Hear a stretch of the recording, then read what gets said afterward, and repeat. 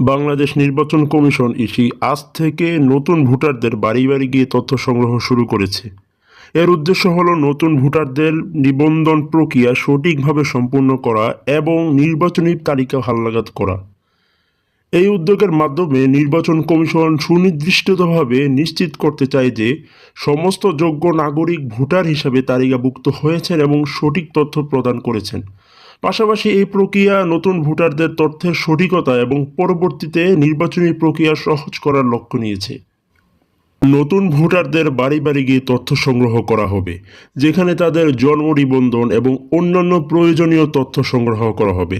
এতে স্থানীয় নির্বাচন কর্মকর্তা ও তাদের সহকারীরা গুরুত্বপূর্ণ ভূমিকা পালন করবে। এছাড়া নির্বাচন কমিশন জানায় নতুন ভোটাররা যেন নির্ভুলভাবে তথ্য প্রদান করে এবং তা নিশ্চিত করতে তারা সচেতনতা কার্যক্রম চালাবে। নির্বাচন কমিশন কর্তৃপক্ষ বলেছে এই কাজটি যাতে নির্বিঘ্নে এবং দ্রুত সম্পন্ন হয় সেজন্য তারা সবার সহযোগিতা কামনা করছে।